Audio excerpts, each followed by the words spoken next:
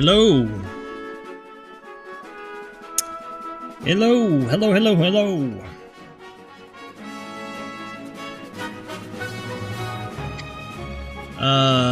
Hello my friends. Hold on.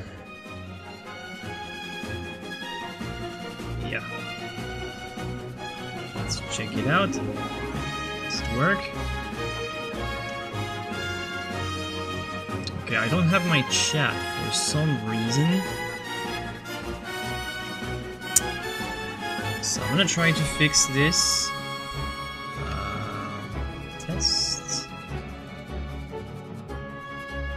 Just gonna test this one. Yeah, still no chat. How come? Well, man, I'm not gonna have my chat right next to me for this one. It's annoying. Hello, Leslie. See, I don't have my usual chat, but whatever, no problem. I should have run a test before. No problem. How are you doing, my friends? How are you doing today? In this one, we're gonna have a little painting session together. We're gonna sketch with oil paint. We're gonna sketch with a paintbrush, and it's gonna be a pretty cool session. It's gonna be a nice session. We're gonna take inspiration from, like, seriously, one of the greatest artists ever. The only problem, like, he painted subjects that were not really super interesting, like mostly portraits. Anthony Van Dyck, one of the greatest painters in my opinion, one of the most skilled painters, but he didn't really got that much opportunity because he was, like, you know, in the royal courts making portraits of the royal families, so he never really got to let me check out Van Dyck. Actually, let's run a little tour of Van Dyck on Google Arts and Culture, because great artist. But today, at least, we're gonna do this one. We're gonna paint this little. I'm not actually gonna copy, but I'm gonna copy the style and I'm gonna copy the idea, because I'm gonna just make a little painting study for my own little figures that I want to include in one of my paintings. So in one of my compositions, I have, like, a group of characters that I want to integrate in the compositions. I want to study this with a little paintbrush, almost like you would do in a sketchbook, but in this case, you do that in on a little panel, on a little piece of gessoed, little piece of wood, like that. And this is what's been done very elegantly by Anthony Van Dyck. And it might seem simple, but I can assure you that it's not, because when you see the ease with which the brush is handled, check out the weight, check out the mastery, like no retouching, nothing really. Great demonstration of skills. I don't know if I can show the same type of skills on my own little study that I'm gonna make, but I'm gonna try my best. Most of the time, what I'll do is I'll do a lot more, you know, erasing and retouching. I can't be that fluid and spontaneous. I wish I was seriously, but man, it's tough. Reaching this kind of level is tough. But the idea is, like, we're not going to detail anything, but we're going to try to grab the energy. And this type of little study with a brush is going to be very helpful in many regards. First of all, it's very helpful because it's a quick way to, you know, run a little sketch and put your ID on a surface very quickly, and, you know, elaborate a really quick movement, understand a pose, or, you know, prepare for something more ambitious in the future. Very easily done some might say more easily done with a brush than with a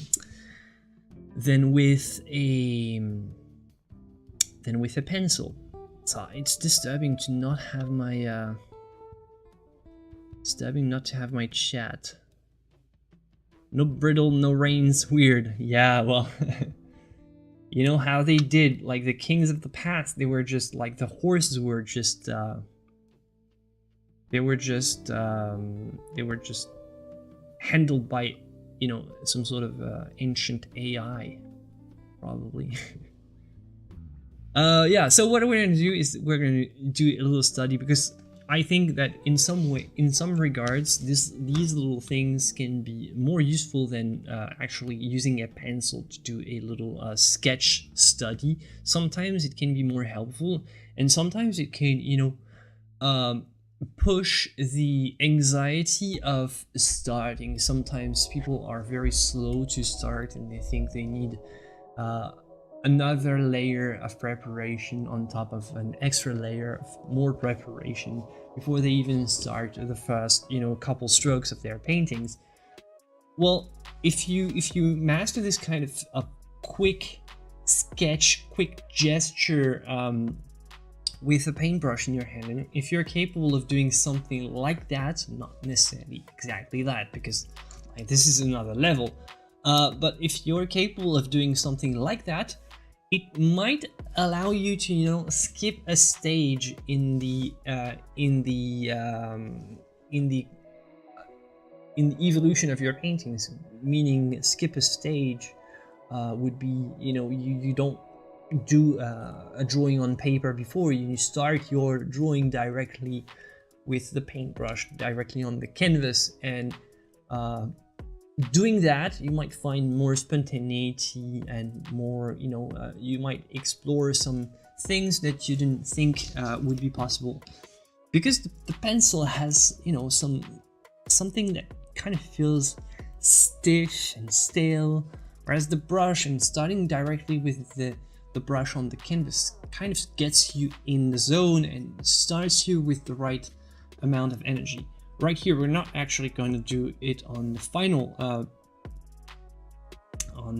surface. We're going to do on a separate surface, just like Van Dyck did here.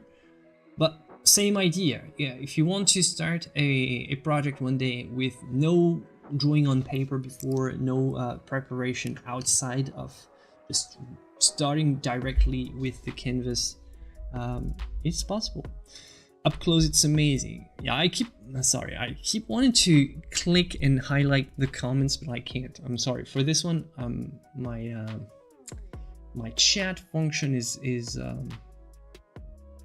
not working properly. I should always remember to reset my computer every time I stream. I forgot for this one, and it's very unprofessional for me. I generally you have to reset the full computer for everything to work properly, because so much stuff goes into making this.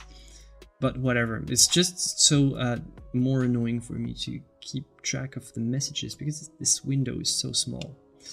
All right, whatever, I'm not gonna complain. Yeah, so final thing that I wanted to say about sketching with oil. No, I think I'm good. Just giving you an idea of the project. So, for example, here, not something that I did for this one, but this is my current painting project. So this is what I'm doing at the moment. So I want to sketch. See, I just have the size here for the figures, but I don't know exactly what kind of pause I want. So I'm going to try to elaborate the pause on this group of characters on this, so kind of almost the same size, let's say. I'm gonna paint them with the brush and get a feeling of how I can make them without too much detail, because in my case it would work perfectly. It's not typically the kind of stuff you would do for, you know, a portrait, for example, where you would need way more careful attention to details in the likeness and all. But in my case, I want to just study, you know, just poses, energy, shapes, and see how it can work. So I'm gonna try doing this, but first, and I'm gonna try doing this, and I'm gonna try getting the inspiration using this little sketch study. I'm gonna try to do something that resembles, that looks somehow like it. Mainly raw umber and just a few touches of white. Very, very simple. Probably a single brush has been used. If I had to guess, it would be a nice round like that. Very nice round, has a good retention, so not necessarily extremely thin and small. That has a good body, but a nice pointy tip. That's my guess. That's my guess of what was used to create this. Merci Sabrina. Bah, au plaisir aussi. Let's check out Van Dyck first before to get some inspiration going. And Anthony Van Dyck. So yeah, Van Dyck, great, absolutely great artist. But see, the only problem with Van Dyck is that he most of his art was done for royal family. So all in all, it's an amazing. Sorry, I'm redimensioning. All in all, it's an amazing artist, but he just was painting such boring subjects that nobody truly cares anything about anymore. But like when you see the what I love about Van Dyck is the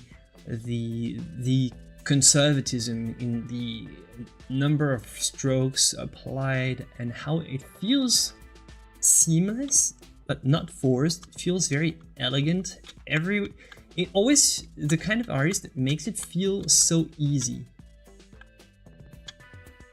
It always feels so easy. Nice mustache, of course, but always feels very you know, it flows just right with this artist. No, it's not Van Dyck. What's going on? This one is very famous. The kids and you know, the carnations, everything, it just breathes life very easily without looking forced. And you have something very vibrant and very that pops really well, but without being too forced with the obvious brushwork. It's not trying to grab away the focus. And I really like this nice balance between, you know, a sort of a crisp brush style. See, there's detail, but not too much. I really like this very simple, you know, balance and, you know, softness here. It's I like the economy of strokes in Van Dyck's work is amazing. See, the dog has been painted with, you know, I think you can count the couple strokes like 1, 2, 3, 4, 5, 6.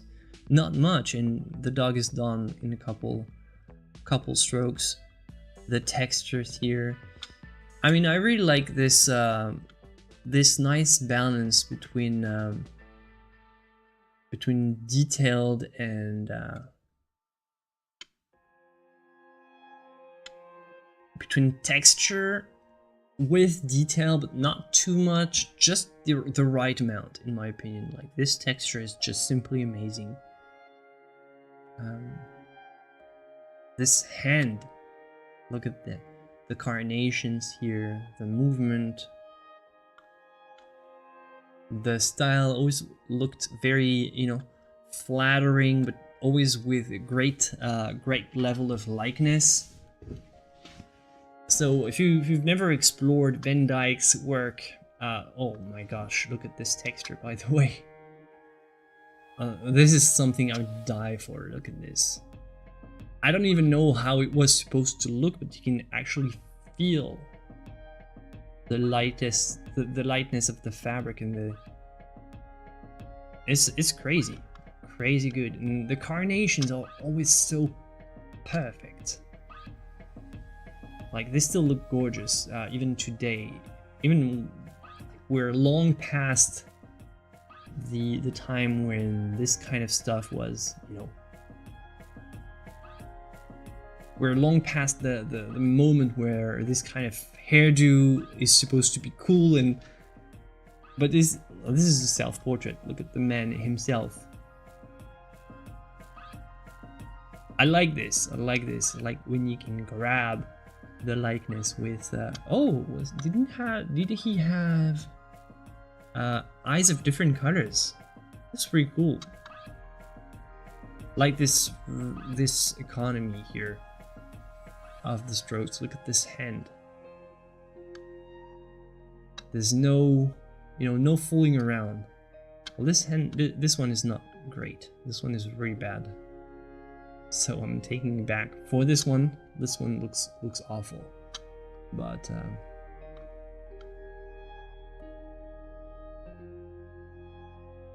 this one is also Charles I. This one is also very famous. You like, if you really want to study texture and understand detail, exactly how it's supposed to work, exactly how detail is supposed to be painted, just explore Van Dyck's paintings, and with Google Arts and Culture, gosh, you'll be served. Just look at this amazing detail, how the fabric is reacting to the light.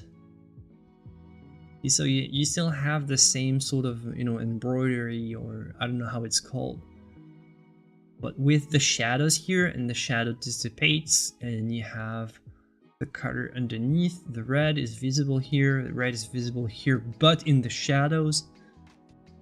I mean, you can study that for years and you'll still have some cool stuff to get. Like the hair texture was also great, without never being forced, just being, it's always like perfect. The perfect balance between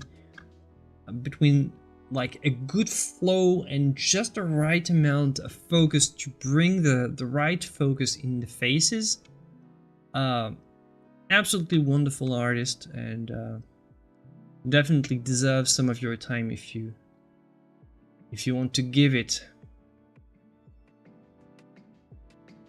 But yeah, the only problem is, like, there's a lot of, you know, portraits like that, kind of boring portraits for us today, which is kind of a disservice to the genius of the man. That's the only problem. Like, this kind of stuff, this is boring and this is ugly because the subject itself is ugly. But the painting, it's, look at this armor.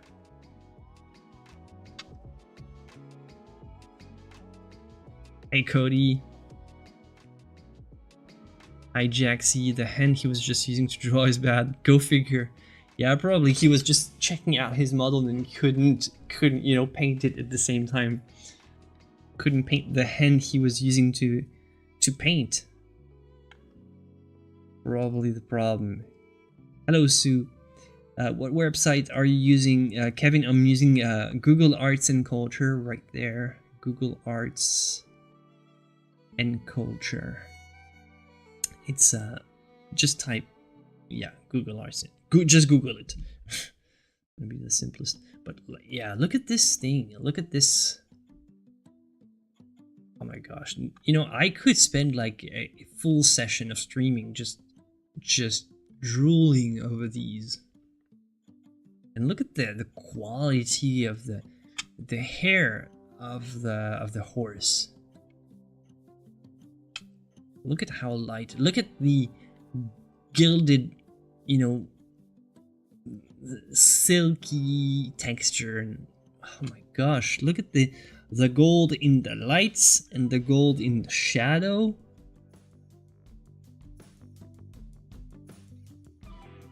the metal is just detailed just the right way. Man, seriously, I would die for that. I would die for that. It's so beautiful, so beautiful. And what I like is that it's not forced, right? What I like is that there is just the right amount of texture where it matters. So for example, in the sky, it doesn't matter, so no specific texture. In the, you know, drapery in the background, just enough texture to, you know, suggest that it's a thing. This guy doesn't really matter this much, so we don't need to, you know, force the texture on this guy. I don't know who he is, but this guy is not like, I don't know, we don't care about this guy. But for the king, you know, you spend the right amount of time, you know, detailing, but without overdoing it. You know, it's a couple strokes that, oh my gosh, look at this, just this. Well, this could be our next assignment, by the way, but I think it's extremely difficult. But yeah, wow, this would make such an incredible assignment. Just this there. Oh gosh, looks great. We need to learn to do a live stream from the Van Gogh Museum. Show us the painting live. I would love this. I would love this, my friend. Would love this. How it would be possible, I don't know. But can I assume, like, I know in Asia, well, on Twitch a lot of people do that, but there's a lot of Asian streamers that just stream in real life, and they travel pretty far from where they normally live, and they do live stream for their audience. So it might be possible. It might be possible. So, all right, let's try our little sketchy things. So I'm gonna use some raw umber, but I'm hesitating because I have two brands. I have two different brands, and I don't know which one will be better, which one will have the better flow. Normally I prefer this one, the Atelier one, but I'm afraid it's gonna look a bit ugly because I want to try to make it clean like Van Dyck, and I want to keep the... This is famous Van Dyck brown, by the way.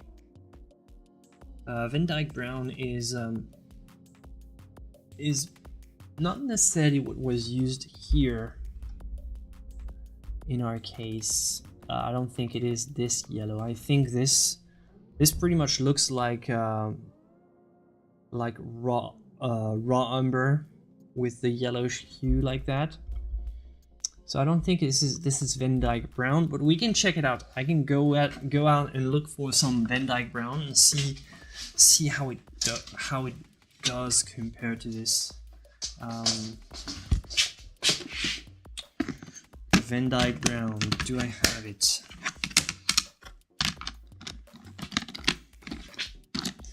So this is Castle Earth, so it's not it. Should be real quick.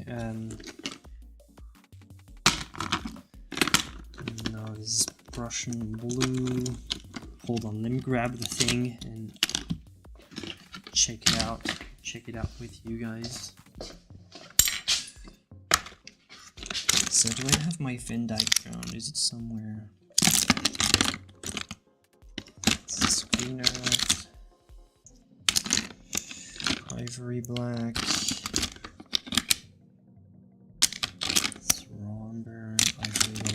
I should get rid of my empty tubes. I don't know about you. I'm always so hesitant to throw them out because there's always a little bit inside that's still, you know, I'm just too lazy to get it out, but I know that there's still some of it inside, so I don't want to throw it away. So I have another raw umber here if I need. try this one.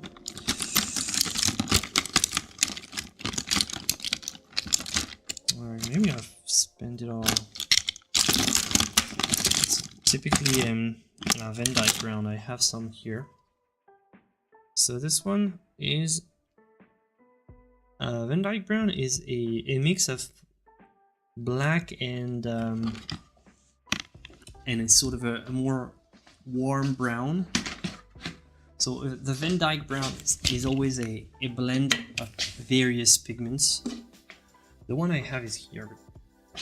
Gosh, it's kind of stuck here for the moment, so I don't know. If I can open it, I'll try. Yeah, it's I know by heart that it's too dark, but I just because we're talking about Van Dyck, and when a cutter bears your name, I mean we have to mention it since it's kind of relevant here. I think what he was using this for is for most of these his underpaintings, kind of outlining and all. He was using this for. But see, it's basically the hold on. The Van Dyck brown is here, so this is my raw umber. This is another raw umber. They both look kind of, you know, brown, kind of greenish yellow, and actually you can see how yellow it is when you wash it out. This is a raw umber wash, so kind of feels like what we have on our model. But the Van Dyck brown is much more, you know, dark. It's almost feels like a mix between, yeah, it is a mix between black and brown, much more intense, a warm black, let's say a warm black, not very, just the most extreme brown that you can get before you've reached the point where you can only call it black anymore, because it's just past a certain point, it's just too dark. So it's just there, this limit, just before you reach the point where the color gets fully black. This is what you get with the Van Dyck brown. And see when you wash it out. So when I do a wash, like I did on my canvas, see the wash is much more brownish than my result.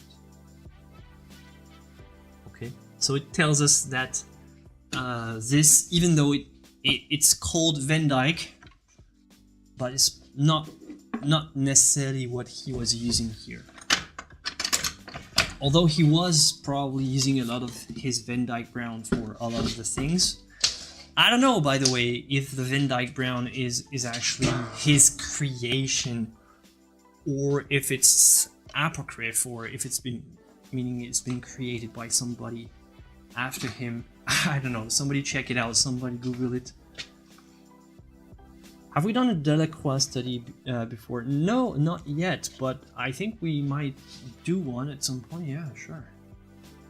I mean, fortunately for us, we're not running out of cool artists to check out. So the list is long, and yeah, we haven't done a Delacroix for the moment, but I'm pretty sure it should be done at some point.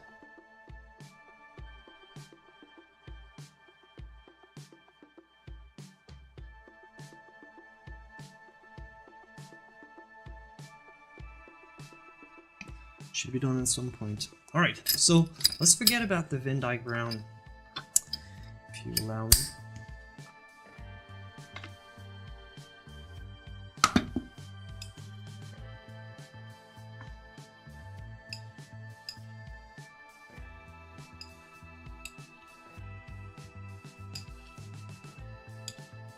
I think I'm gonna pick this, the one by the Rembrandt one, or maybe this one. I have 3 different raw umber So we'll pick up. We'll have to make a decision.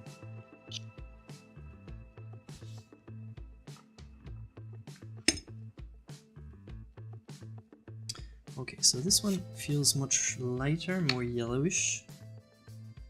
Probably the camera doesn't pick it up, but also it feels more opaque and more green.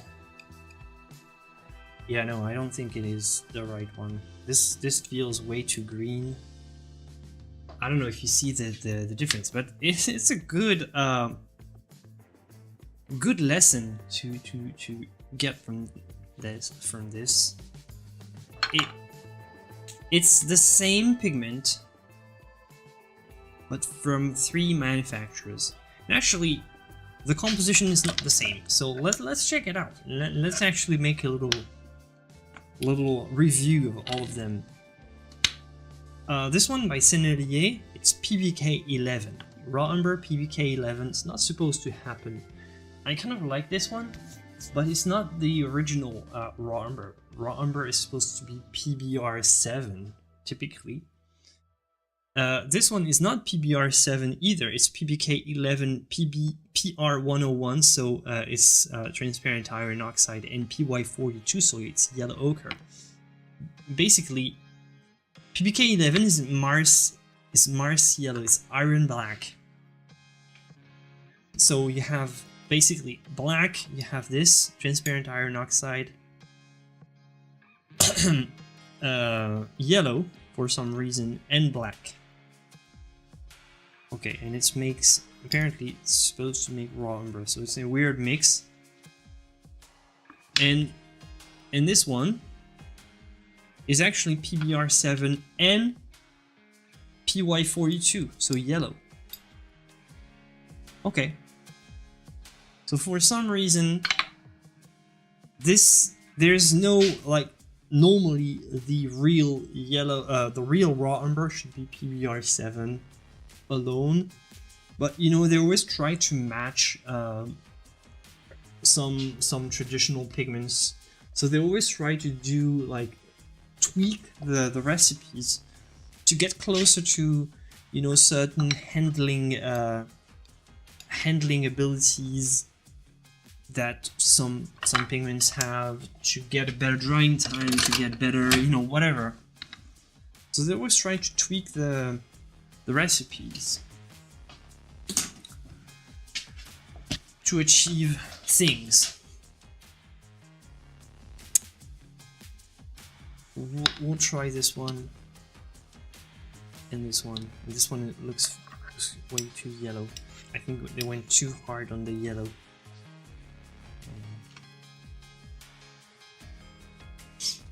And most of the time it's also to make a difference between the raw umber and the burnt umber. Typically I use a burnt umber. The burnt umber is more reliable. Raw umber is kind of hit or miss. And you've got a little bit of everything with raw umber. Castle Earth, also known as Cologne Earth, is commonly known as Van Dyck brown, first recorded in 1830. Oh, I didn't know it was the same thing. I always thought it was 2 different things. But I do have Castle Earth as well. Okay. Yeah, same composition actually. So it's also iron black and transparent iron oxide. Okay. So this is Castle Earth, and also a basically what you would call Van Dyck brown. Okay, thanks Cody. I didn't know. I have both, but I didn't know it was the same. Interesting.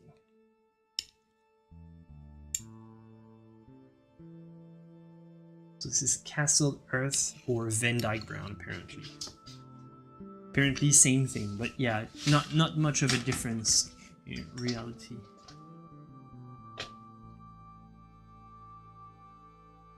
Yeah, Google. Thanks, Google. Alright, let's go. Let's go for this little quick study. So what I want to do is I want to create a group of little characters. What I want to do is I want to kind of dilute and almost use this if I was using some type of ink technique, and start pretty light. It's almost like ink. Start pretty light. So I want to make a group of characters that are turned away.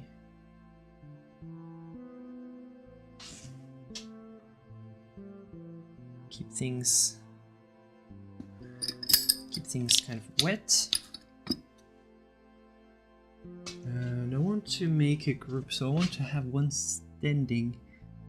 guy standing here.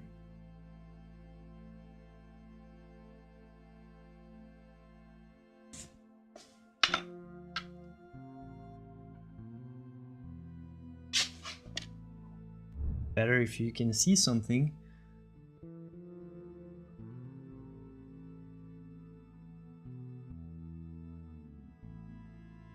Your face is in the way, move dude. Is it my face in the way, or is it just that I didn't have the camera on the right thing? Yeah, I think it's just the camera.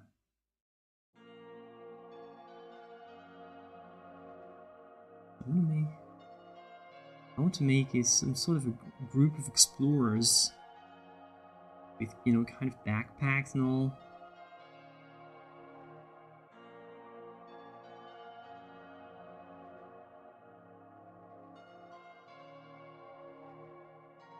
That stumble upon a landscape.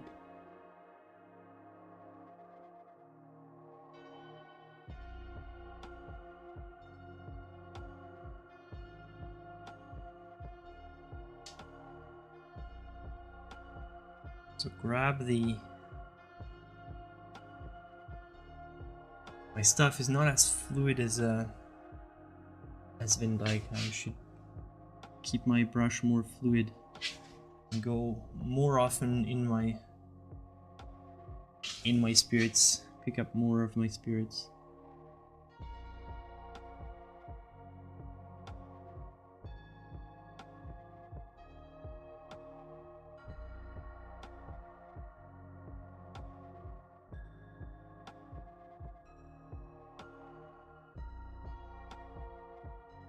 Just like a watercolor here, using the side of the brush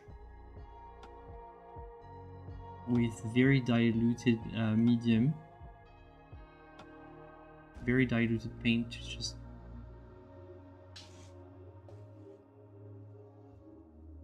sort of darken the whole area. Okay.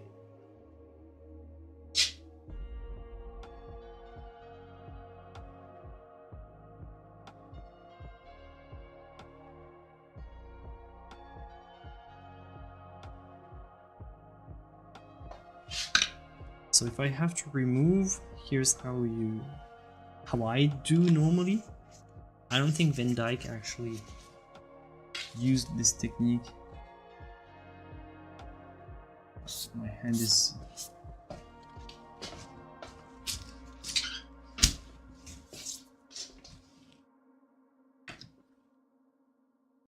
got my nasty hand in the way, but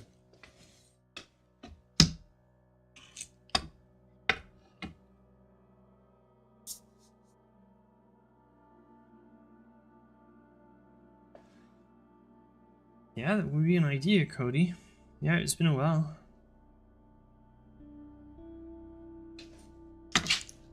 Yep, we've got to schedule more events.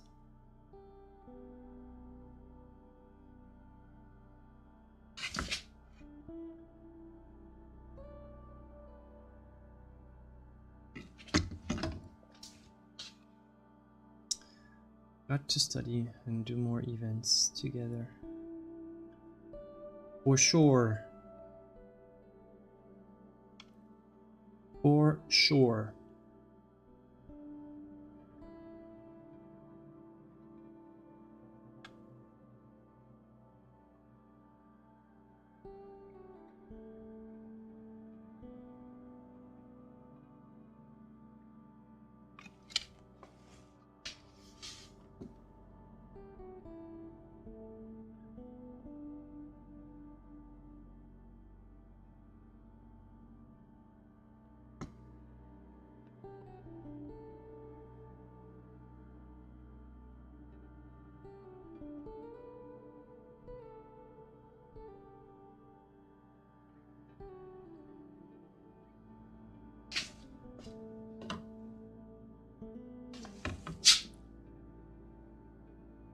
Oops.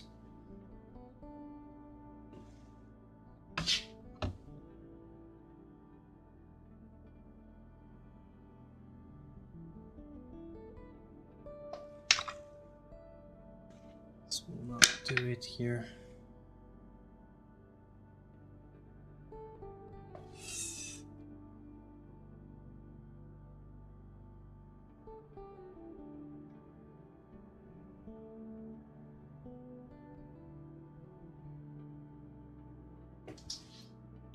Not pretty.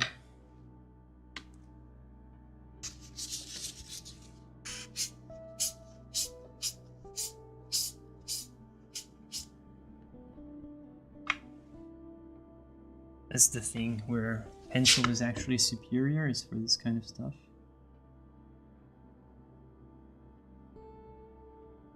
I've got no specific model I'm studying. I'm just coming up with shapes as I go. Study some kind of posture.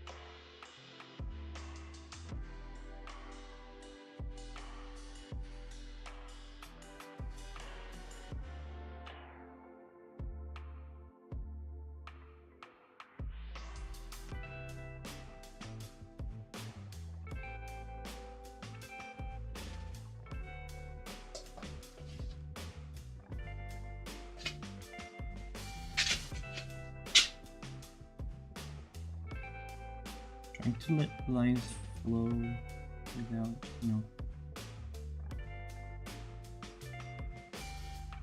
this guy is too small.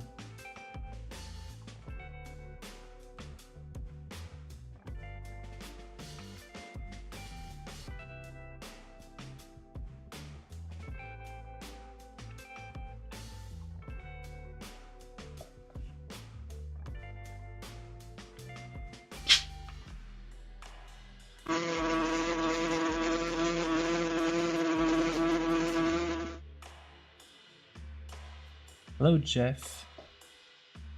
Double the Arts? No, I haven't launched a series of invitations, but I should. I should.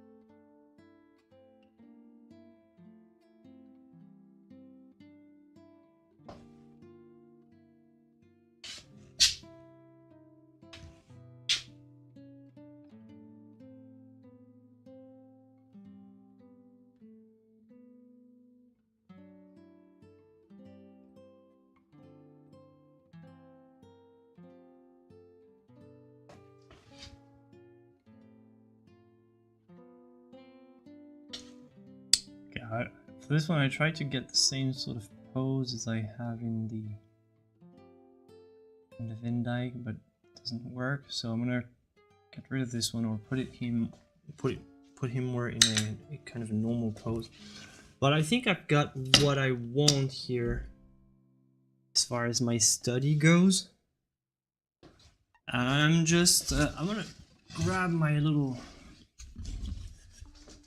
painting now, and I'm gonna continue, and hopefully I'll reach the point where I paint the guys from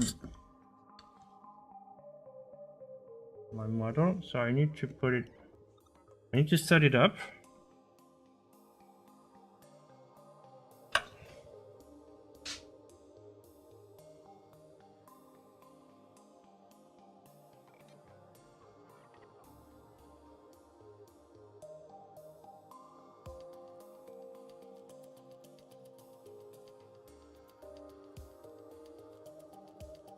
So just to, while I'm setting it up, just to give you an idea, the characters are supposed to go there. So I don't need a lot of detail. I'm just gonna study the little poses, and I'm gonna work from there. But I don't think I need more than that. And in my case, I can do with what I have. I can figure it out on the fly. If you want to make a more elaborate study for the assignment, you can. Actually, you need to secure it.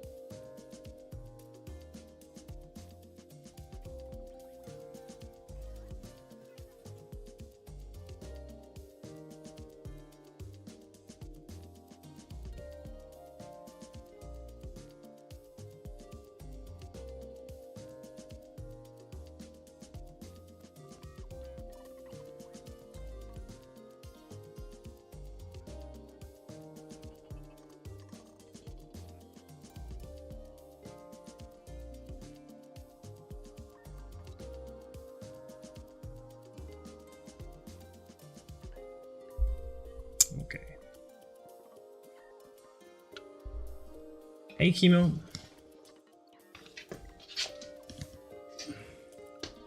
Yeah, I should make a message like that in the Discord probably.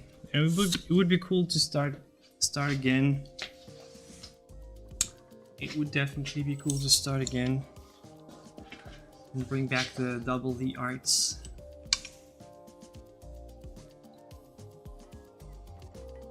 Because it was a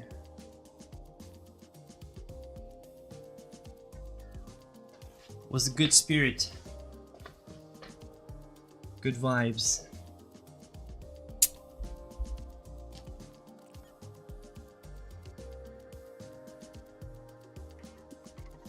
Yeah, watercolor would make sense for this kind of study, by the way. So if you want to skip the oil and do watercolor. Well, the goal of the assignment was more to show that you can obtain things that look like ink and watercolor with oils if you want. So why not sometimes use these techniques in your own paintings? That's kind of the point. So now should I change the title and description, or should we keep it? Well, actually, let's keep it this way, because who cares, right?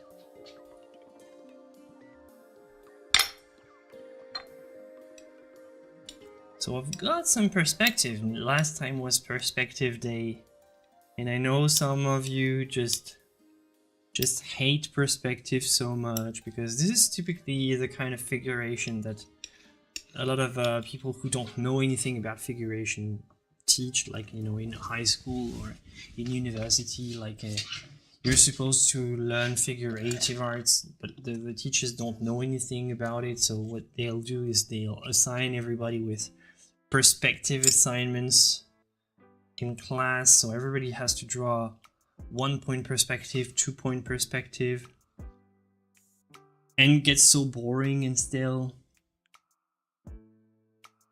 it is kind of boring. I hated it. Doing all the perspective for this is what I've been doing this entire afternoon, and it's been just so tedious. And I still have like tons of stuff to finish, but I'm not gonna just bore you with that. I'll finish whenever I have time, because just perspective is just so slow and tedious.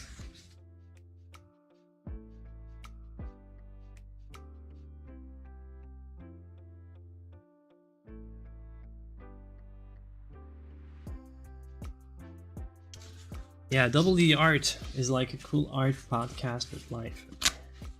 Yeah.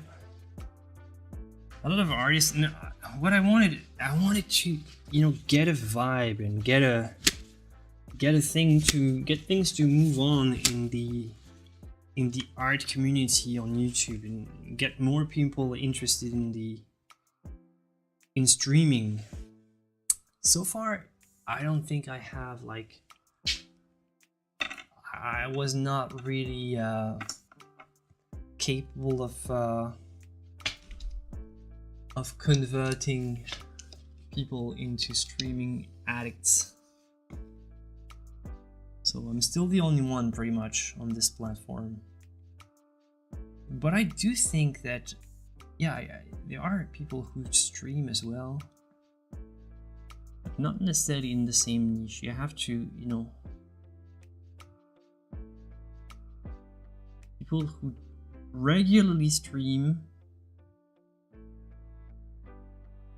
in the figurative niche, like mine, pretty rare. I think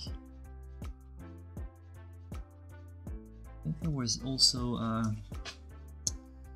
Lisa from Lacry Fine Arts.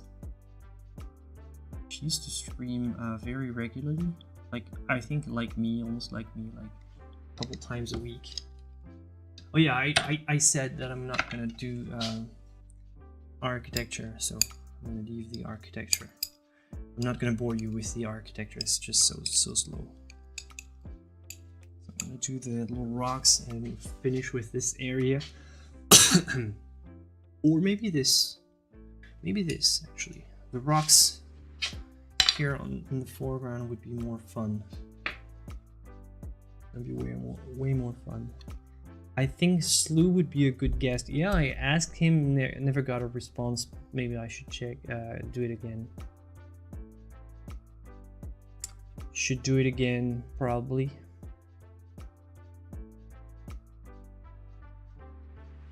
Perspective's alright. You do get faster at it if you just stick with it and do it. It's the same thing as color mixing. Not particularly fun on its own, but makes painting more fun. Yeah.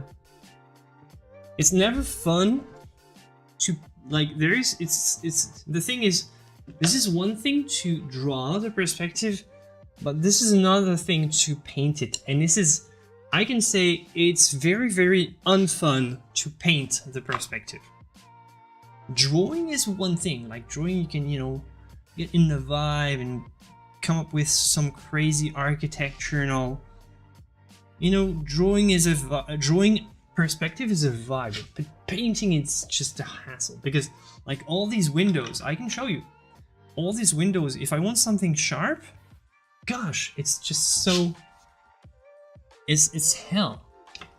If you want, you know, generally for perspective you want sharp lines, you want to measure angles very accurately, and these like sharp lines, measuring angles very accurately, all things that painting is naturally bad at.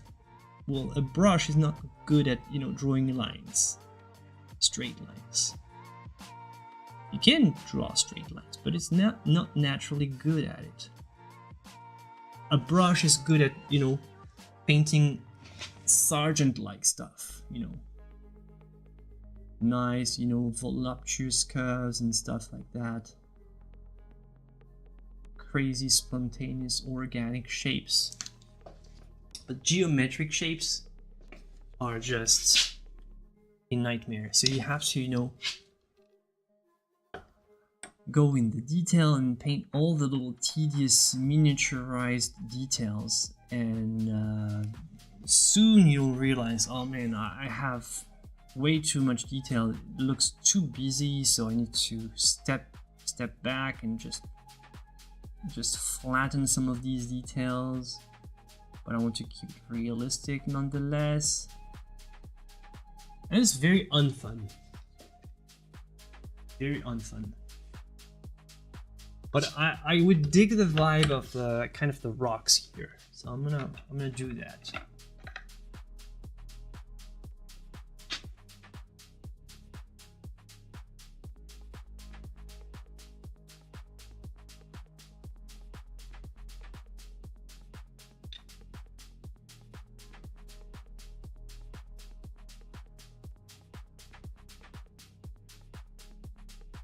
Illusion of detail is a big thing with painting. Yeah, you want the illusion of detail, you want the texture of the detail, not necessarily the detail itself.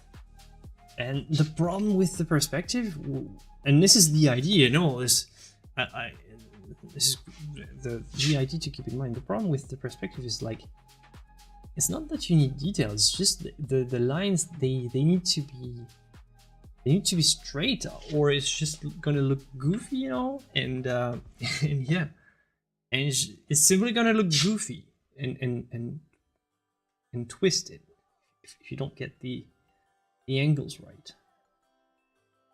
So it's not even attention to detail that's needed, it's just geometric accuracy, and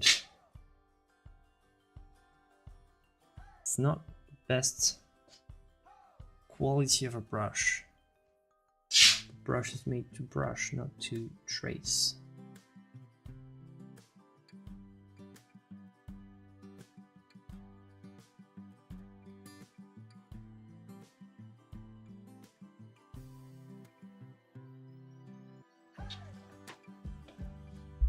Exactly, if the angle is a little off, then the depth is suddenly gone. Yeah. And yeah, that's a big problem.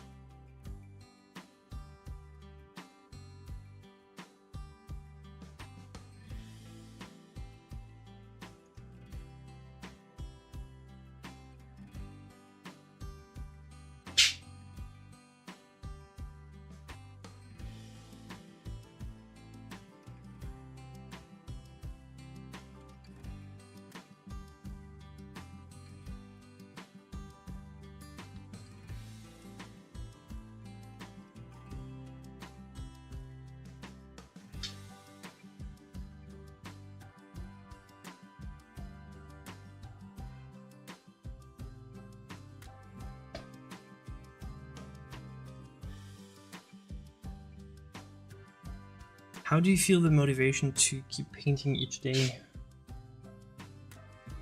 Sometimes it's hard when you lose touch with your own inspiration.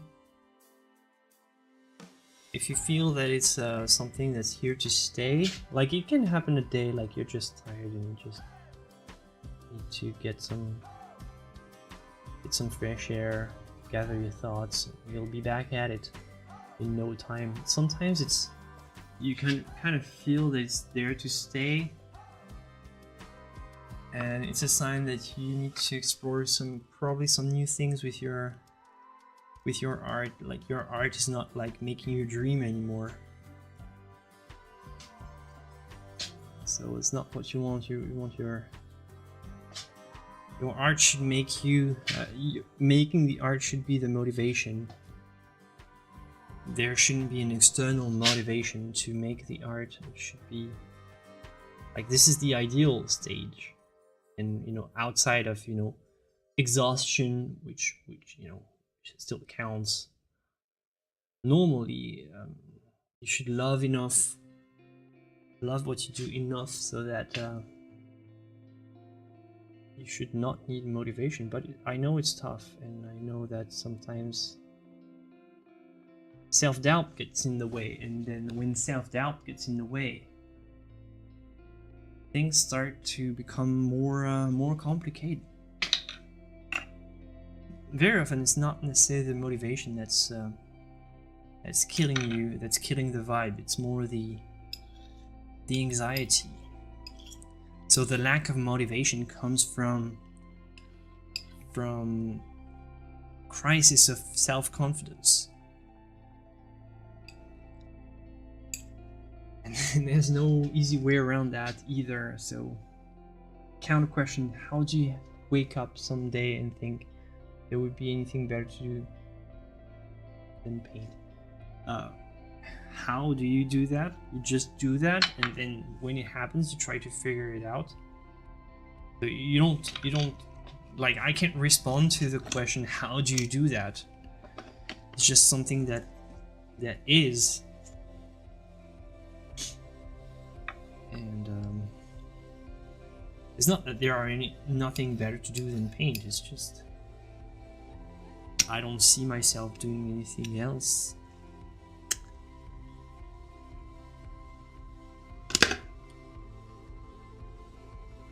And there would be much better things to do, really.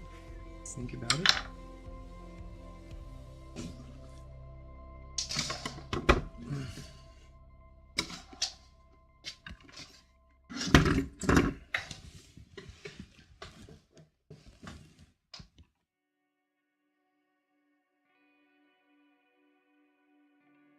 So I'm getting more and more, warm as I go, and I'm gonna create some really cool chromatic effects with some more orangey rocks in the foreground.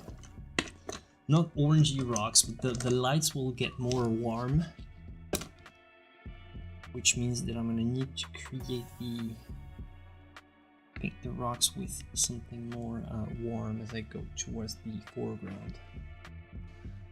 Actually, do you feel more anxiety or pressure now as you are known and many people follow your work? It's more pressure, but anxiety and pressure go hand in hand. I mean, they go hand in hand. When you're not well known and when nobody cares, nobody even knows that you make art, and like you're kind of alone in your basement, the anxiety is more kind of a sense of loss and a sense of, in a way, loneliness and, not knowing where to go. And when you kind of made a little name for yourself, and at least people know what you're doing and expect more of you, when people start to expect art coming from you, then you get something different, and you get more something that feels like pressure, but it's still, the anxiety is still the same, kind of destructive patterns.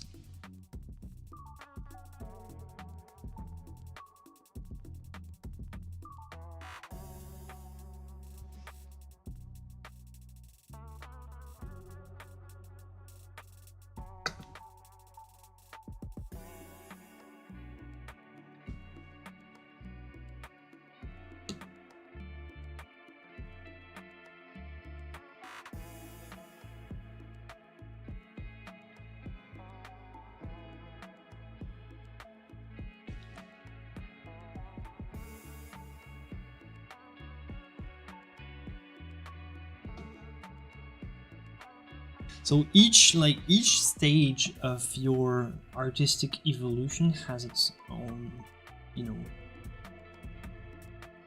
form of anxiety in a way.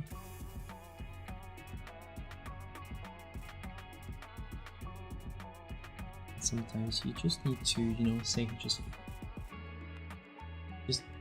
send this all the big fuck it and just do whatever you want to do and just say, yeah, fuck this. People expect a certain type of art from me, fuck it, I don't care. And typically you might, you know, kind of disappoint a few, but soon you'll have a much better, you know, crowd that start to follow you and more in tune with your current vibes. Sometimes it's just when you're not well known, you say fuck it, even if they laugh from me, if they laugh when they look at my work, I don't care. I'm gonna do it anyway and we'll see who laughs in the end. This is a different kind of fuck you. It can also be liberating. But it's just a, you know, you have to be kind of a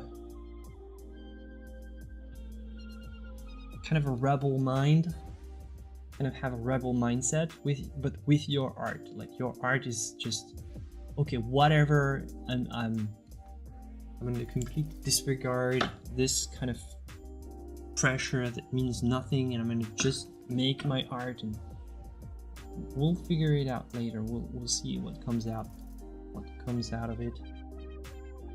For now, what matters is just let's just make the art and let's worry about it later.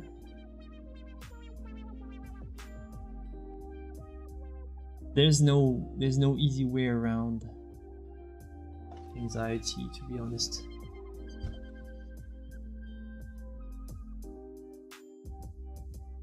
I'm not gonna lie to you, there's no trick to get around it.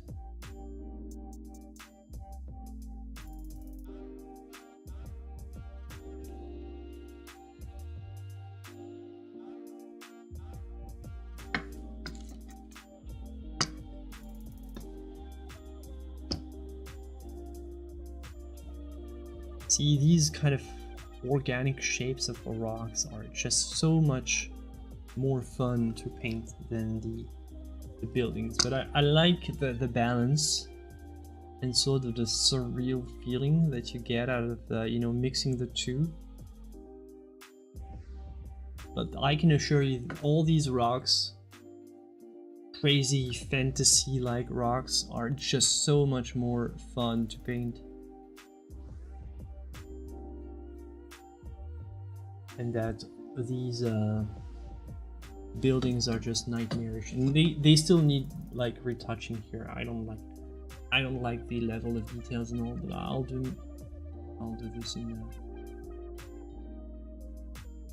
a second, you know, second coat. What can be good with painting is like you let it dry, then you come back with a pencil or stylus again, and you redo all the little shapes and retrace all the lines and make all the corrections, and then you just resharpen just where it's needed and remove the details when they're not essential. And yeah, usually works quite well.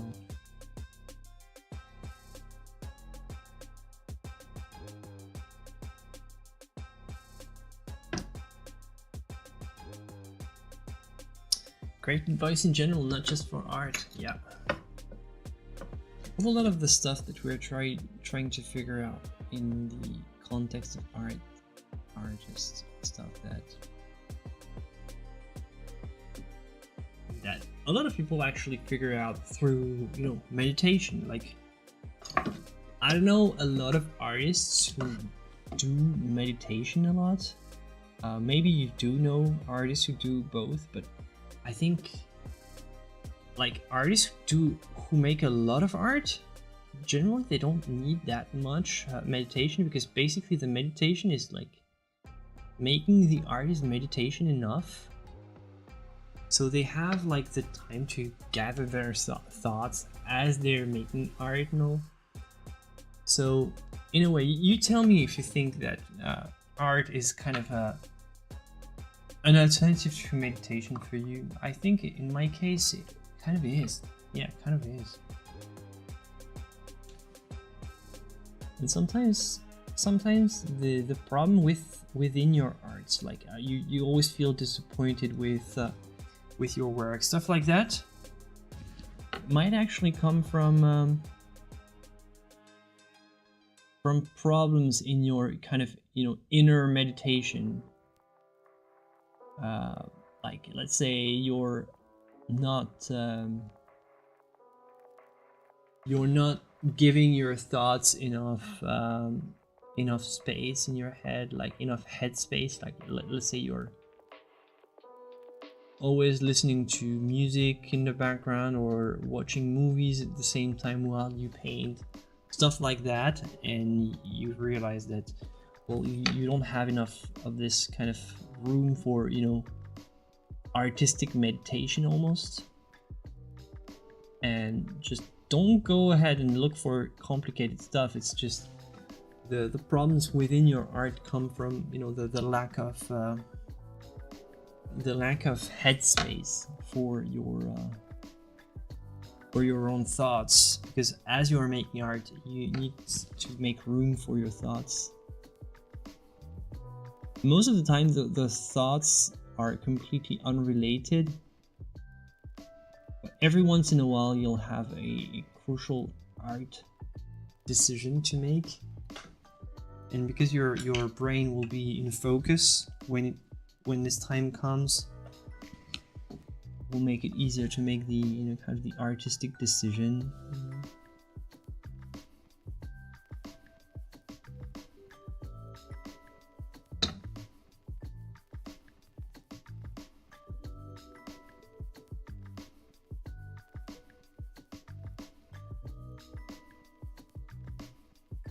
Hello, shadowy figure. Looks great, thank you. I feel like you can learn a lot about yourself by painting what you're painting,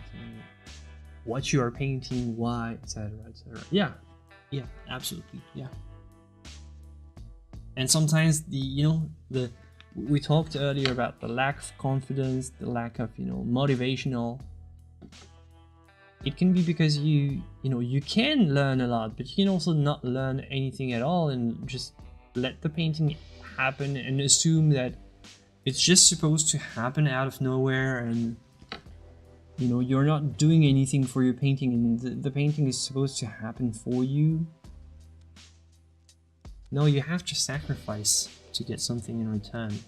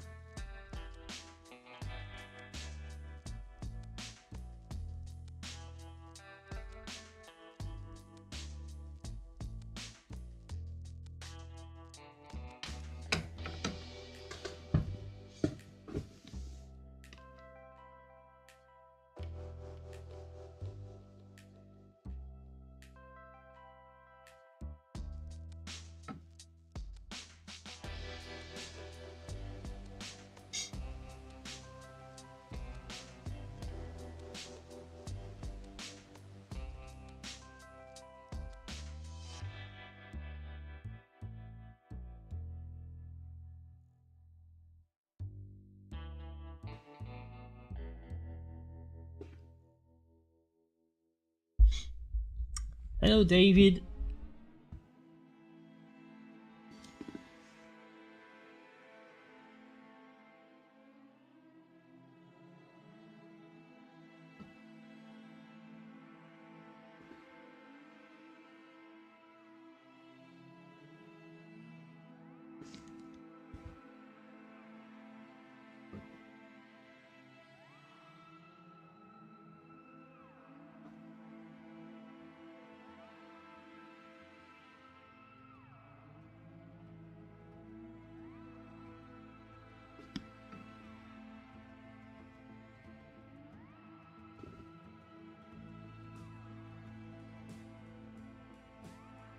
I'm stressed about my job. I find that art clears my mind. It takes all my concentration, and there is no room for worries while I'm painting.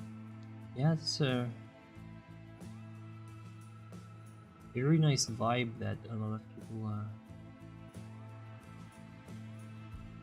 lot of people who don't make art will just go out and look for this kind of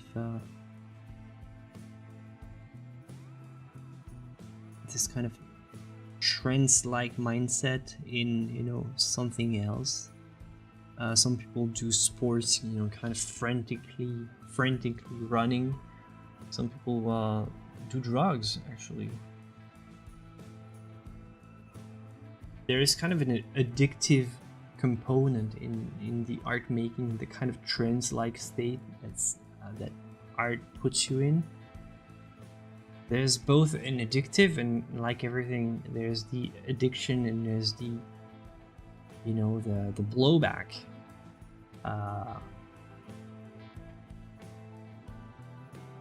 Like anything, there's the blowback that you have to be careful of.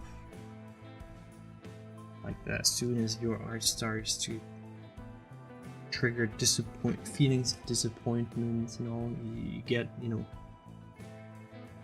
get cranky about your art, you get unmotivated, and this is kind of the danger. The danger is looming behind the kind of the nice feeling of relaxation. As soon as you just start making it and taking it more seriously, it can become more. It can be a double-edged sword.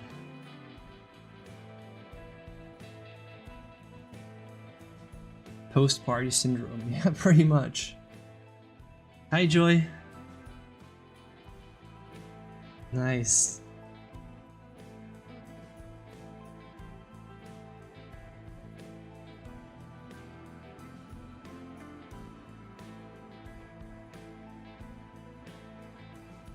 It's nice to do with I'm ashamed to say that I kind of skipped the assignment for this one because I was too eager to go back to this painting, so I chose an assignment demo that was very quick so that I could go back to this one, because, you know, for this one I feel the motivation.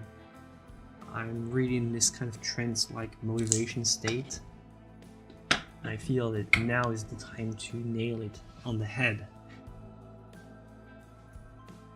So I didn't want a more, you know, complicated assignment or anything,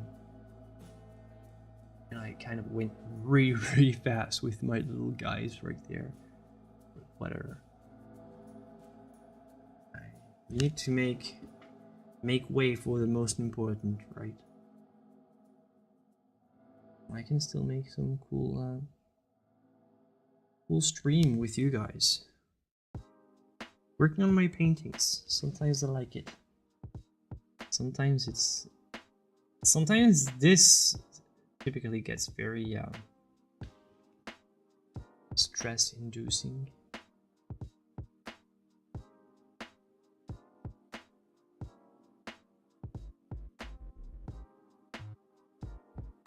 But right now, no.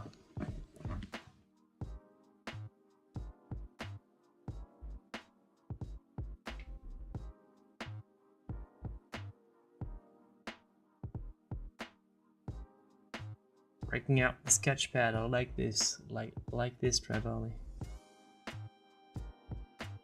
Oh yeah, I should keep it here. Look at this. This little thing looks like a normal little spotlight. It's actually my vanishing point. So I need to preserve it in some way. I'll make room for it because I still have to retouch my architecture. I'll make sure that I'm leaving this area open.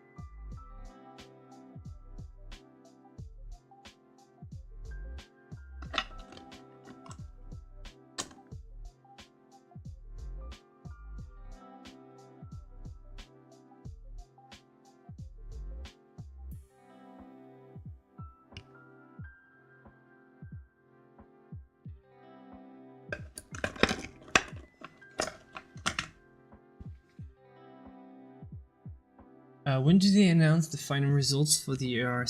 I think it's in November, sometime in November. So we'll see, but you know, so there's a lot of still a lot of people left, so not expecting anything.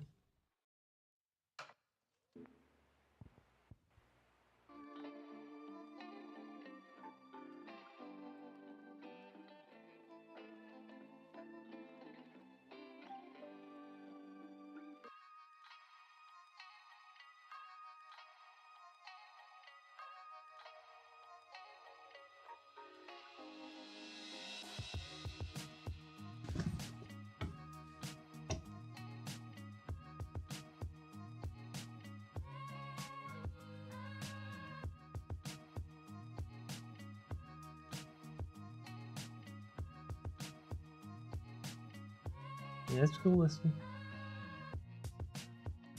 Yeah, fingers crossed. We'll see. We'll see.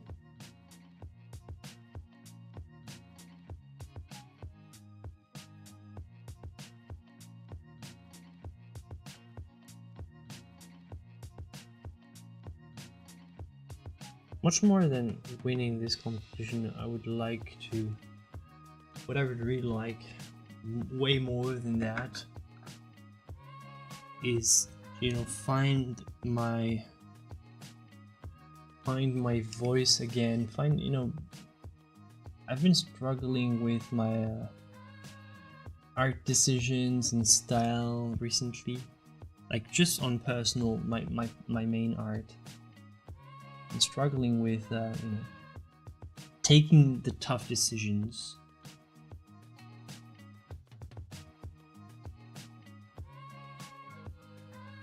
And I'd really love to find my way again, way more than I would love to win anything. Find the juice. It's not like I lost it, it's just that it's been more difficult. All the things that were easy before and I had, like, you know, no problem figuring it out, like all of a sudden it becomes more tricky. If you know what I mean.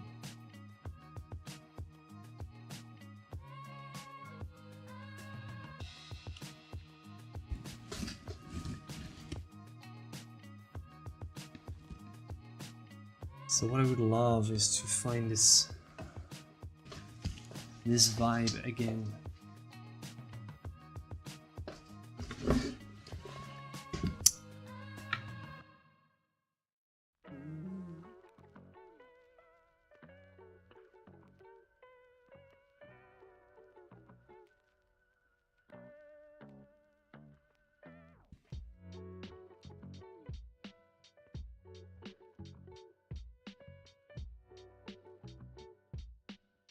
Yeah, it's true, but you know, things used to be easy back in the days, and now I overthink everything, and I hate it.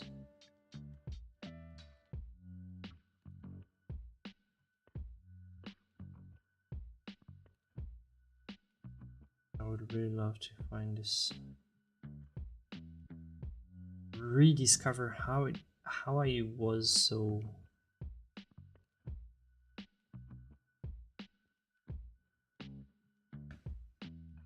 unaffected by the pressure and all. How did I make it back then?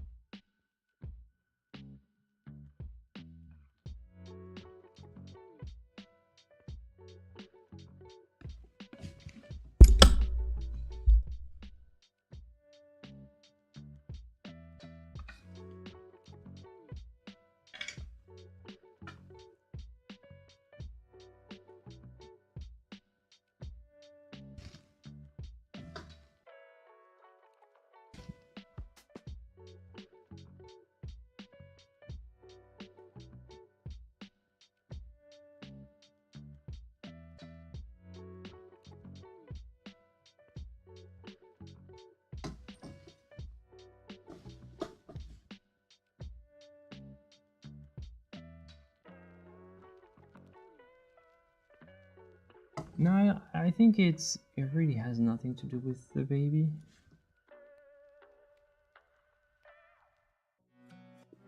Like, because it's something that happened way before he was even born, so not the lack of sleep or anything, it's just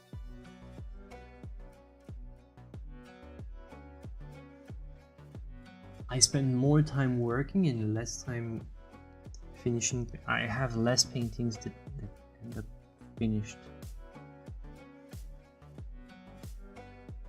So there's something off in, you know, my process.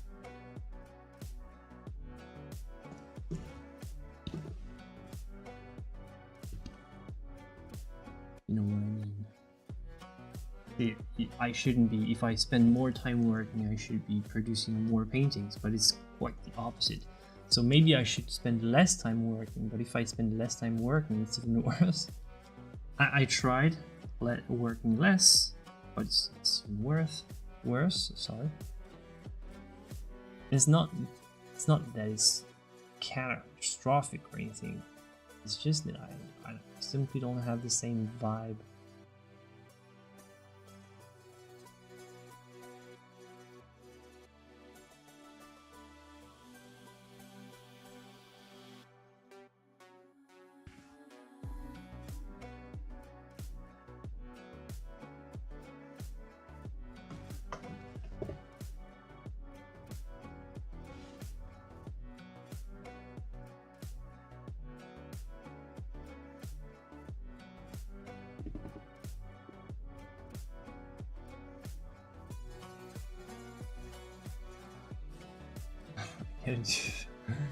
No, I don't think I'll do that, honestly.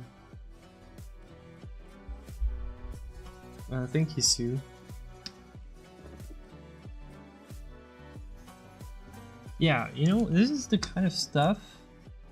Actually, this one I started yesterday and I've been, you know, obsessed with it. So I have good hopes for this painting and kind of a style like that. That's sort of like I don't normally do a lot of these kind of imaginary landscapes, but they're always easy to do for me. Kind of just let go, let my imagination run free, and usually I get something nice in return. So I figured let's do something that's simple. Let's do this. I'm not saying that it's simple to do, but I don't have to overthink when I'm doing this.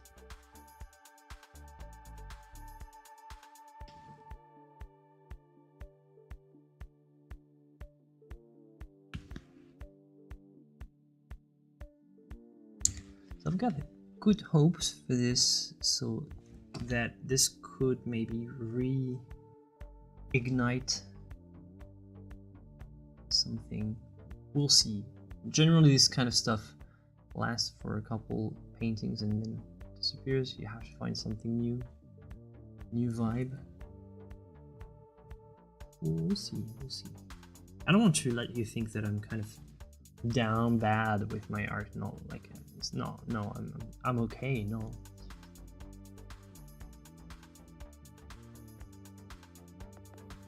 Maybe it's just getting old. Maybe I'm just getting old and I can't work like when I was like 25 anymore.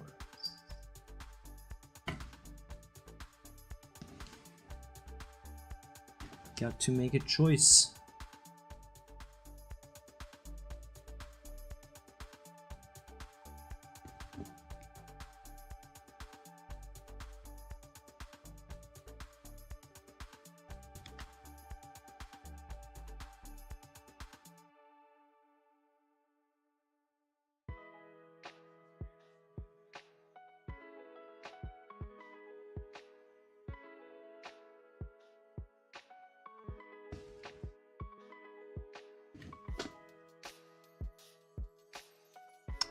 I prefer this this profile pic, Cody.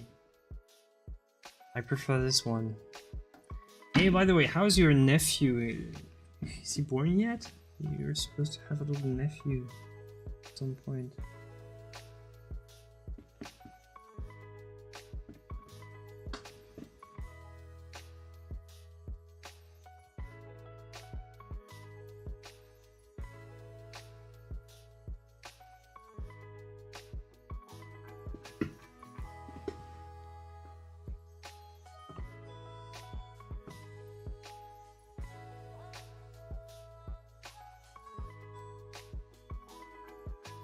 Am I using reference photo? I'm using a bunch of reference photos from mountains, rocks, architecture that I've kind of merged.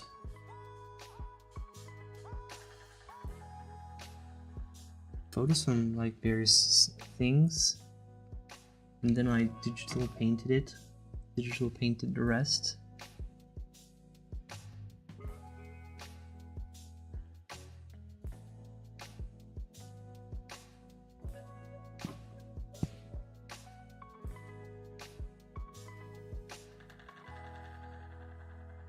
Oh, the wisdom teeth, huh? Yeah, I read about it.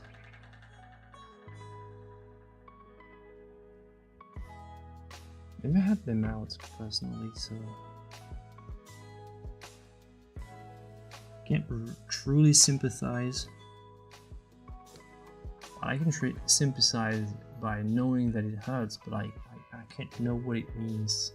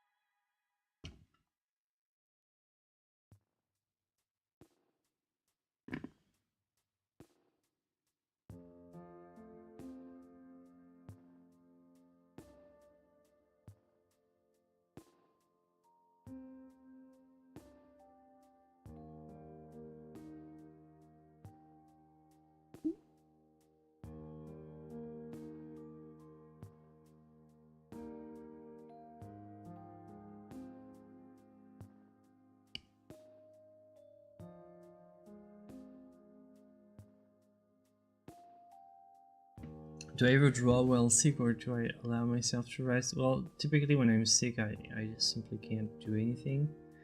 There was some the surrealists were well known for experimenting with states of, you know,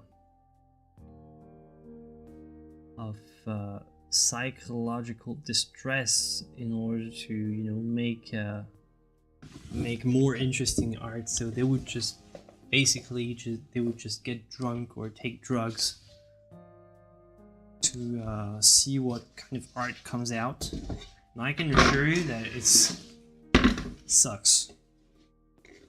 That I never took drugs, but I did try in college. I did try the getting drunk and making art. It doesn't work. I can assure you. Just piss out drunk and just nothing comes out. So I don't know how the surrealist did, but it's certainly not a proper technique.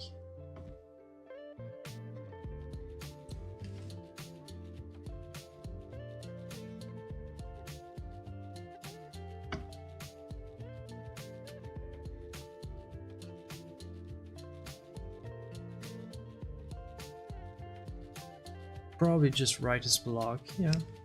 Yeah, surely. Something like that, you know, just kind of a lack of inspiration. It's pretty common though. It's just not necessarily the lack of inspiration, it's the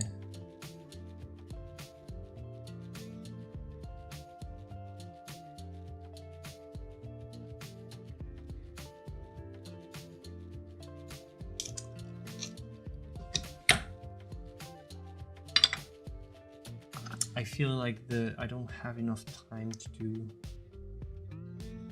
everything it is that I want to do, so I don't even like start.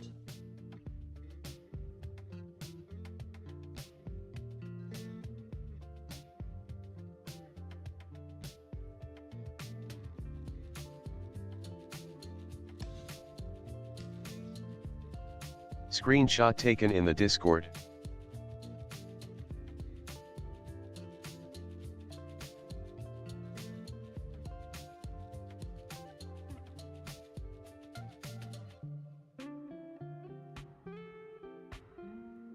Yeah, I'll try one more maybe.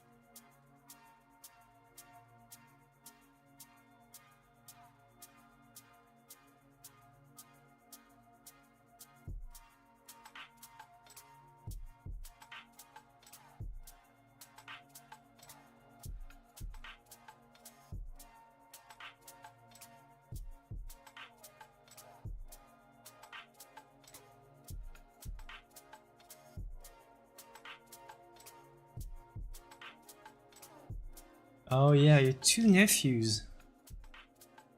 It's gonna be awesome. Man, Felix is 4 months old already. Can't even believe it. I want him to stay my baby forever. My baby is already growing up. It goes so fast. It's just, yeah.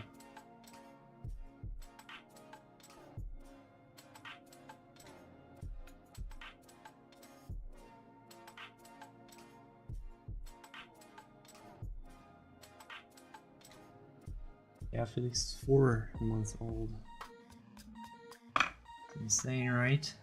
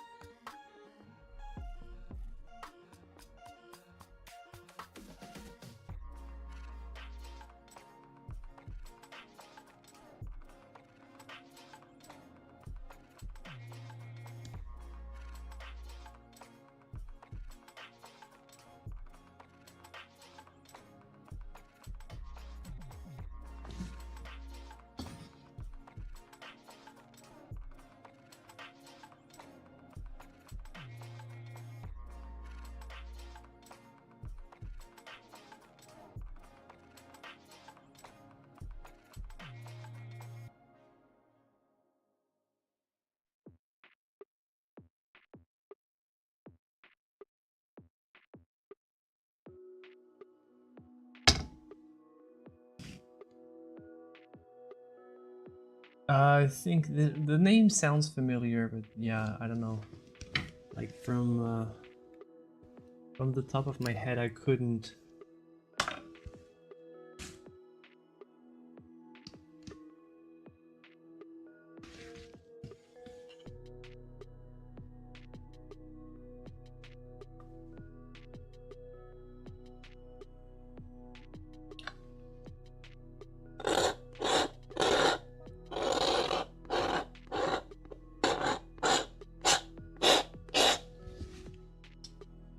Actually, let's make this into, instead of making it kind of water and kind of a weird lake, let's make it some type of weird meadow.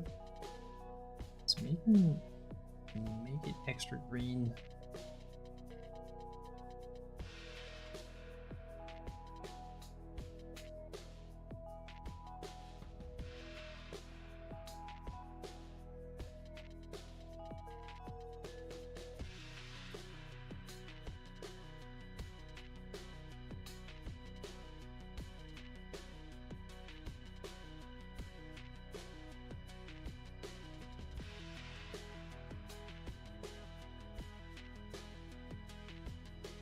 How it does.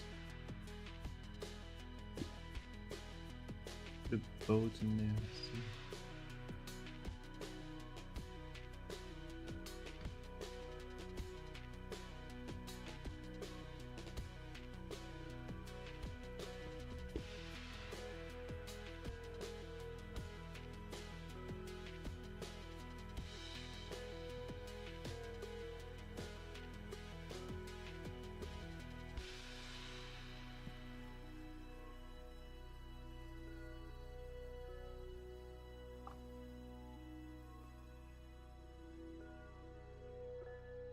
Interesting vibes, interesting vibes.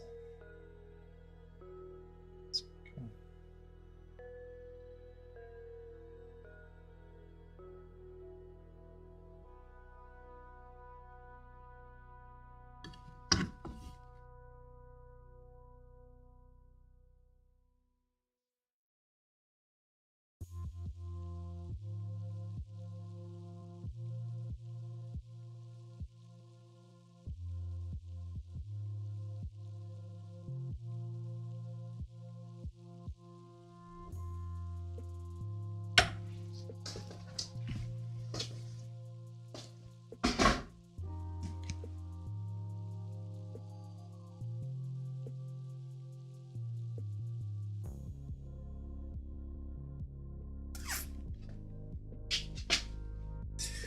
Okay, I'm gonna leave this part for later, but I'll figure it out.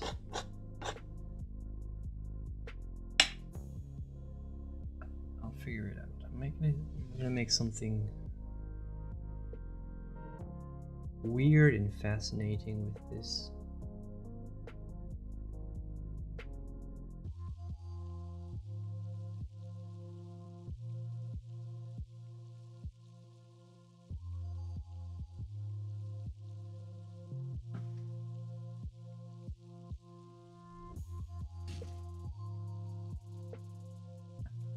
We have a problem with naked dudes. Let's see.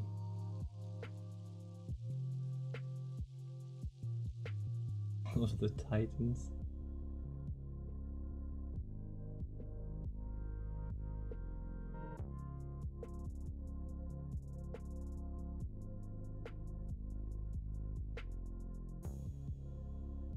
Oh, you mean the artist, the Dutch artist? I thought you wanted me to paint naked dudes right there in the middle.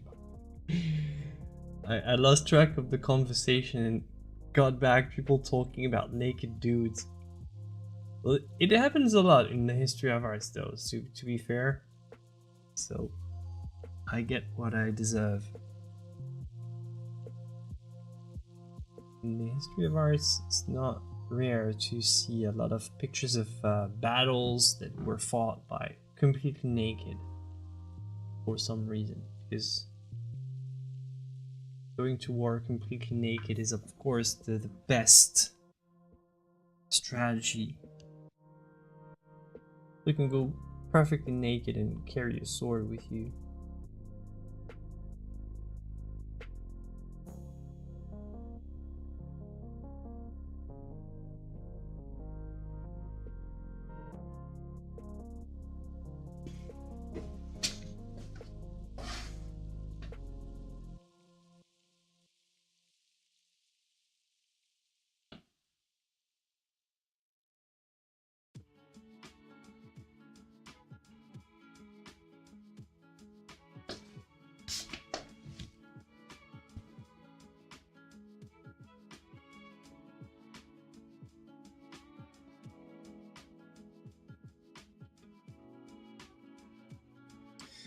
How did the painting of the Danaidis turn out? Well, I finished this one. Did I paint the cigarette? Maybe, I think. I don't know. I don't remember, actually. I don't think. No, I don't think so, but... It might be a possibility. It's gonna be a mystery for years to come. For centuries to come. That, what's the meaning of this hidden cigarette, and is it here or not? Because it can be in the painting, but you know, hidden in the back, and you wouldn't know it, of course. You wouldn't know it.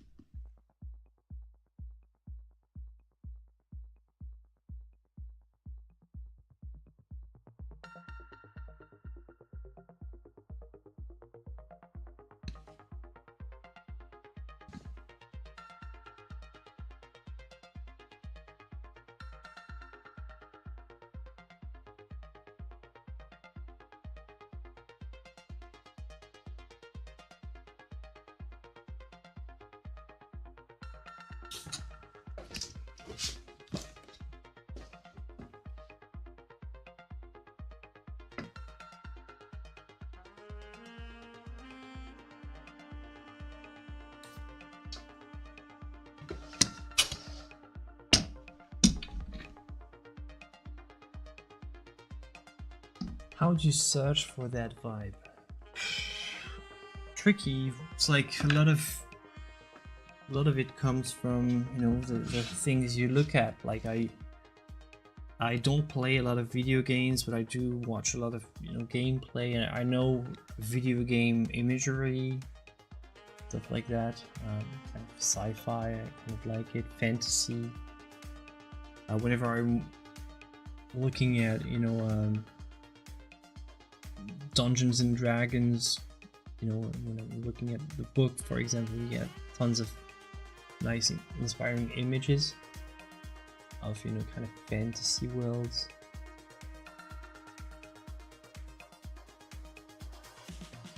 And so that's how you get in that vibe, and you become what you look at, artistically speaking. So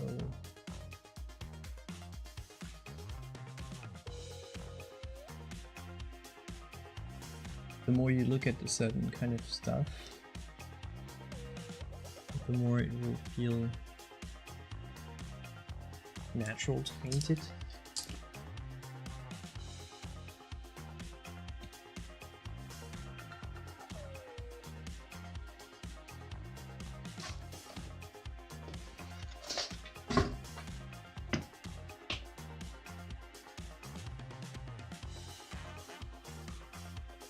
Oh no, actually I'm gonna drop it here.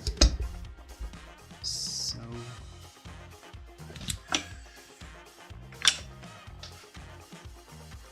maybe it.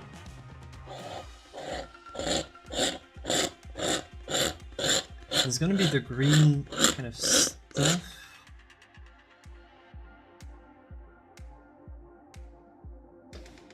I want to put it here.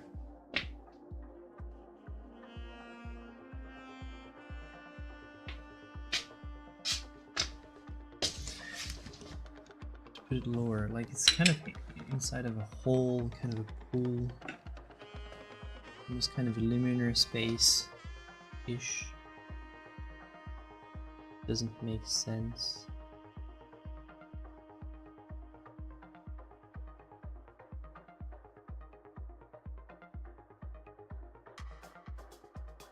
Let's start there.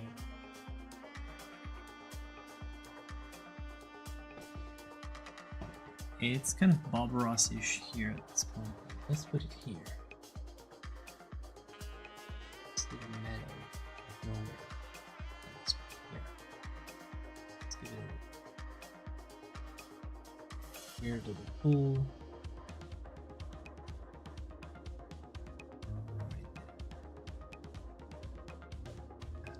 Needs the space, it needs to breathe.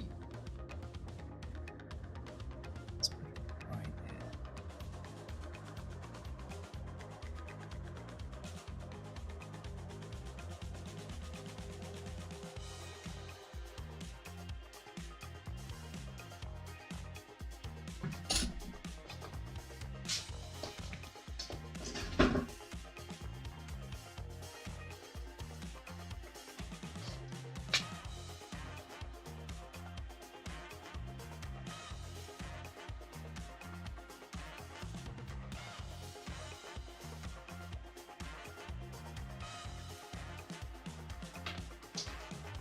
Command, zooming in for 10 seconds.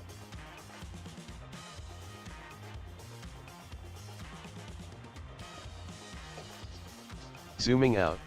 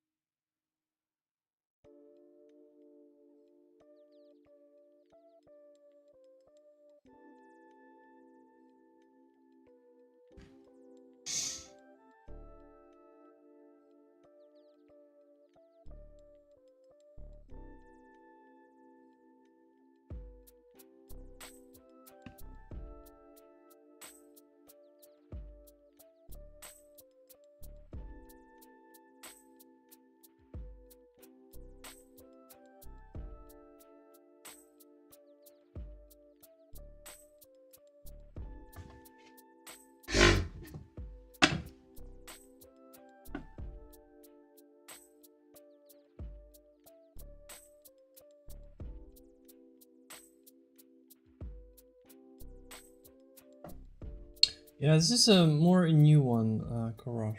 Screenshot taken in the Discord. Thank you, Cody. This is a new one that I started yesterday.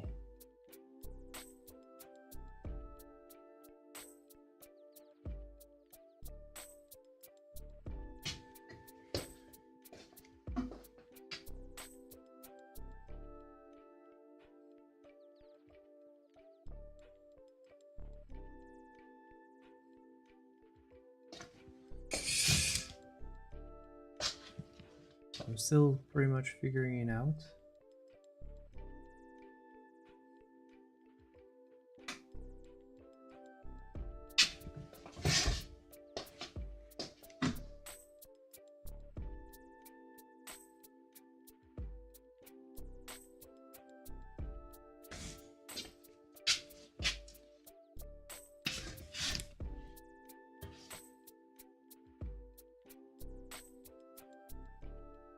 I want to create something absolutely strange, but not not uneasy or uneasy to you know, not disturbing, kind of familiar but strange at the same time, like kind of very dreamlike.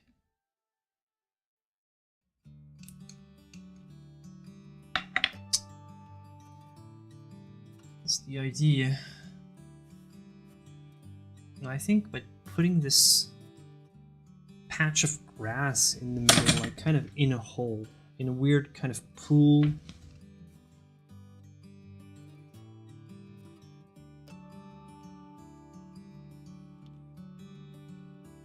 I can create this very weird sense of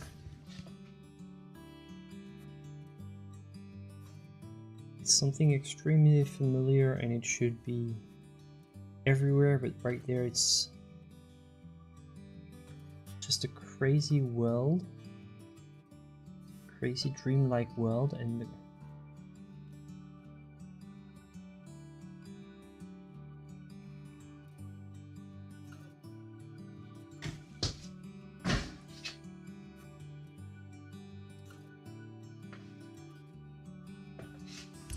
I don't know, I'm figuring it out as I go, you know?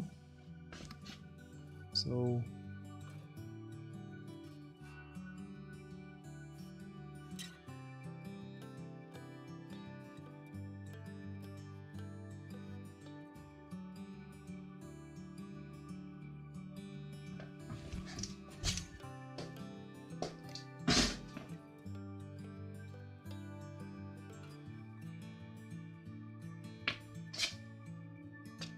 fantasy with futuristic.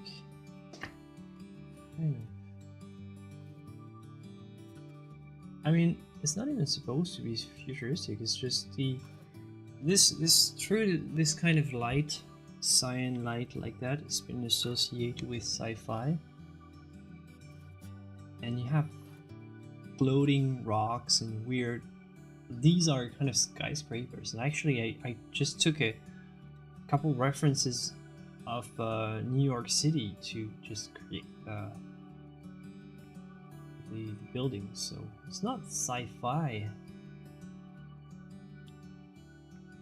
but combining everything together, like they're gonna have like modern kind of modern kind of clothing.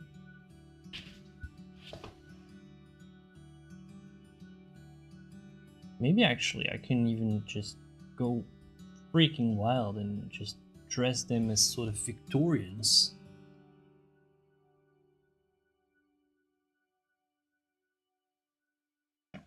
I don't know.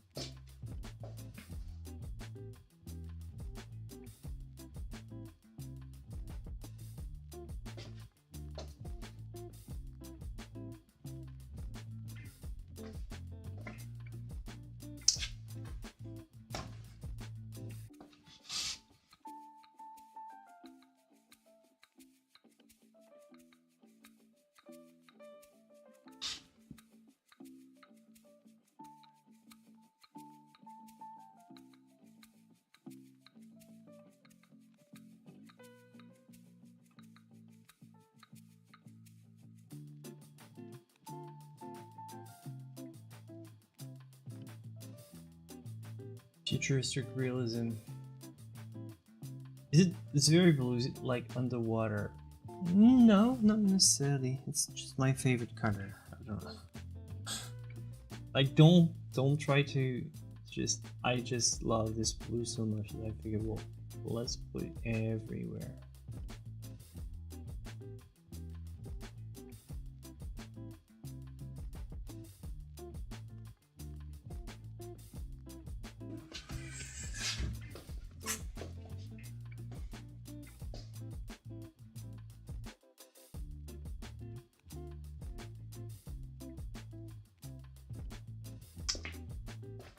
Let's put it everywhere and see how it goes.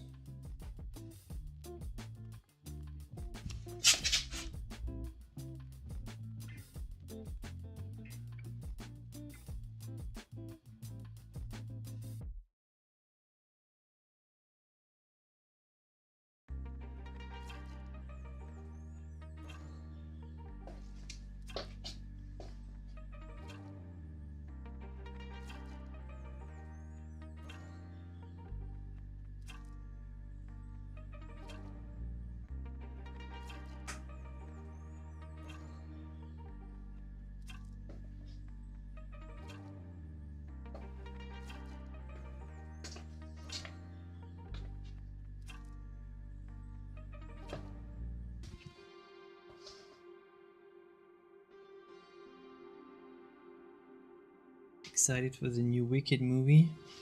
Is that based on the musical? Is that also a musical? I assume. I don't know.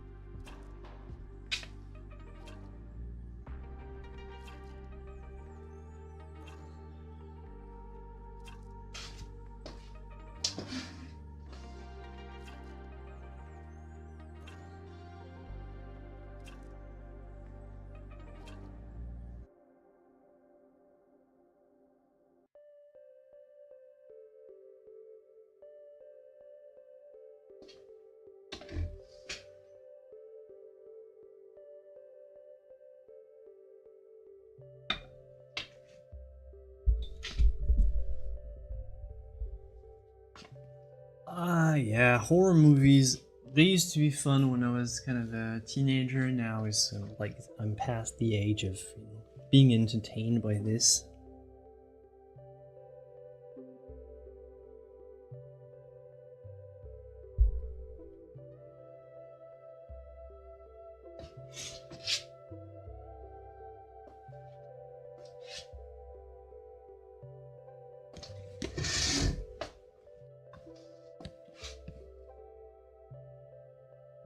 But I've seen on YouTube. I've seen the trailer from the Nosferatu movie,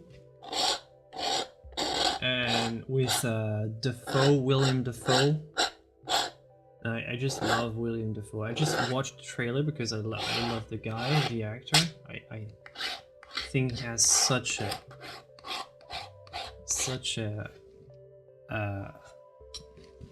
an amazing face.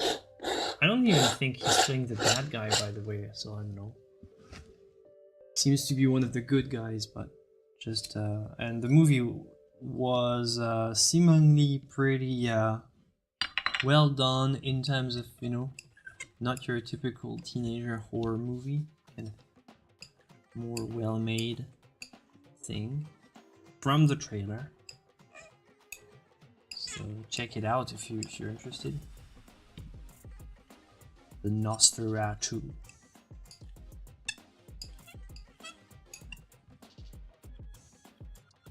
Even though, like, I think vampires kind of suck in terms of villains, but the direction from the trailer, from what I've seen, look decent.